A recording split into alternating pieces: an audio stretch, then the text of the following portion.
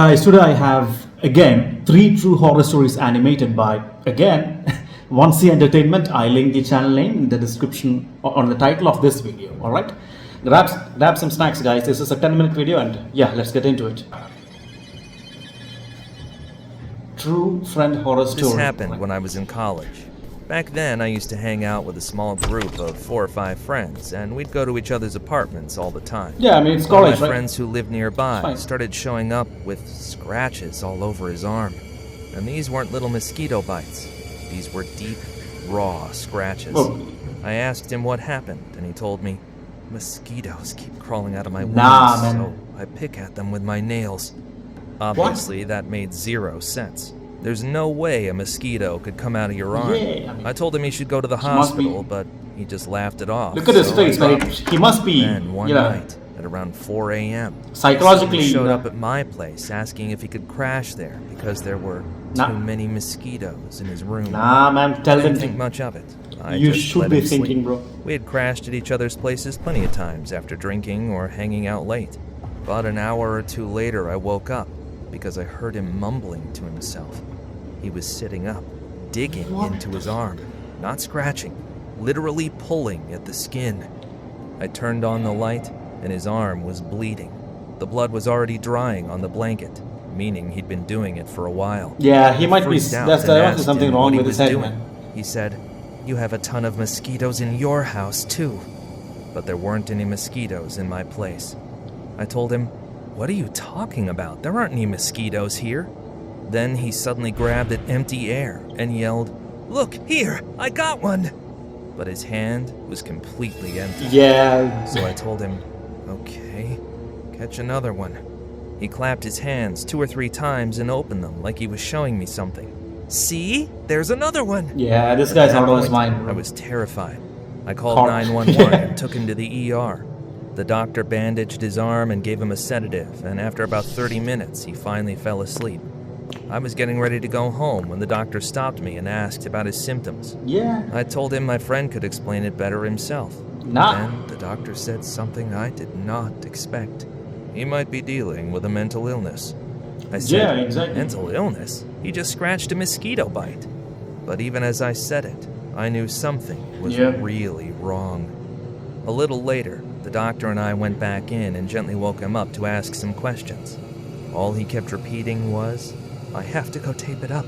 No, I have to go tape it up right now." Another doctor came in and asked, "What are you trying to tape?" Yeah. And my friend answered, "The window." The doctor asked, "Why do you need to tape the window?" And my friend said, "Because at night the mosquitoes come in and get into my arm." He kept talking nonsense and Yeah, wouldn't give us his it's, parents' contact information. Eventually, I What had do to you do, reach man? out to Your one of our friend is professors, acting and like through this? him, we finally managed to get in touch with my friend's family. Yeah. Afterward, I went home, drank 2 beers, and passed out from the stress. By the end of the semester, he stopped coming to class altogether. The following semester, he took a leave of absence. And this was just last year. Even now, none of us know what happened to him. I mean, it is a mental illness. It sounds like it. Okay, My second father story. once knew a Buddhist monk he was close with. One day, that monk shared a mysterious story with him. A story about a monk said to possess abilities far beyond ordinary human limits. That monk's name was Jinmuk. Everything I'm about to tell you was said to have actually happened. One Okay. summer day, a group of farmers in a village were cooking fish they had caught. They had thrown the fish whole into a massive iron pot, We should have boiling cleaned them up, like a right? Clean the stew. fish and then throw As it in. Jinmuk passed by, the farmers noticed him, and knowing that monks don't eat meat or fish, decided to tease him. "Hey, monk!" Nah, bro, one of don't them mess called with, out you know, jokingly. "Can you eat fish?" religious people or Jinmuk pious people. calmly Don't mess with replied, them. "Yes, may I eat all of Yes. those fish?" The farmers laughed, thinking he was joking, and told him to go ahead. Then something unbelievable happened. Jinmuk lifted the boiling cauldron with his What? bare hands and drank the entire pot Yo. of scalding stew in a single motion. Any ordinary person would have suffered horrific burns, Yeah, burns in the hands, throat. mouth, throat, and their stomach would have ruptured from consuming such an enormous amount at once. But Jinmuk was completely unharmed. The farmers were stunned. Moments later, shock turned into anger. Seeing all their food gone, they began shouting at the monk. I mean, Without you. saying a word, Jinmook slowly walked toward a nearby stream to relieve himself. They had to have Suspicious, it coming one of the forward, man. farmers They are secretly teasing followed him. him. What he witnessed left him frozen in terror. As Jinmook relieved himself, the fish he had eaten came out alive. Every single one of them. They slipped into the stream and swam away as if nothing had happened. When the farmers realized what they had seen, they froze in disbelief, suddenly aware that they had mocked a true master, I don't know about and that, bowed their bro. heads in apology. Jinmook simply looked at them and said, "Do not kill living beings." Then he walked away. I don't know about that. Starting off, I live on the outskirts doesn't seem of like a true neighborhood story in to Cologne, me. Germany. This is my story. It happened in late August 2023. It was a night that would haunt me forever. The neighborhood was covered in an unsettling calmness. Yeah, it seems The like a only middle of sound nowhere, being man, the but soft there are crunch three of houses gravel there. beneath my feet. The streetlights cast long, ominous shadows on the ground, making it seem like dark tentacles were reaching out to snatch me. I was walking after dinner in a dark hoodie, my AirPods in, trying to relax Bro, after you a are long day. completely As I cut walked, out. a pack If you of put stray AirPods in and dogs go trailed for a behind walk. me, their eyes gleaming in the dark. At first, I didn't think much of it. I instantly recognized them as our neighborhood dogs, Bucky, Okay. Benny, and Hans. They were normally friendly, but tonight they seemed restless, circling around me as if they were guarding me from something I couldn't see. Suddenly, they stopped in their tracks, their ears perked up and their I mean, eyes trust the fixed on dogs, man. something They in the know- distance. A low, They see mournful much more than what howl I do. pierced the air, so sharp it felt like it crawled straight up my spine. The dogs began to whine and cry, their voices rising to a frantic pitch. I tried to calm them down, but they were beyond consultation. Yeah. That's when I felt it, a sudden, unnatural breeze, icy enough to sting my skin. Nah, bro, even though cold it was breeze a means warm night. ghosts. It was as if someone had brushed right past me, leaving behind a coldness that felt intentional. My right AirPod slipped out of my ear, fell to the pavement, and that's when I heard it. A faint, raspy whisper, one single phrase that made my blood run cold.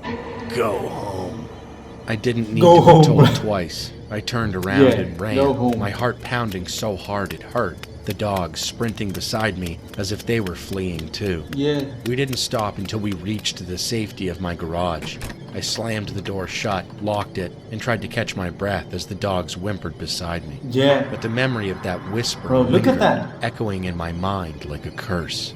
I knew then that I had encountered something truly evil, something that didn't want me there. And then the pieces began to connect.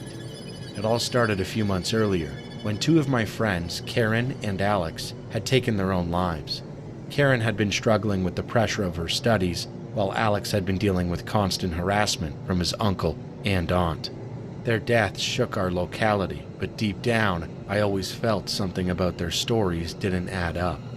In the weeks after my encounter, I started hearing whispers from other friends, whispers of their own terrifying experiences.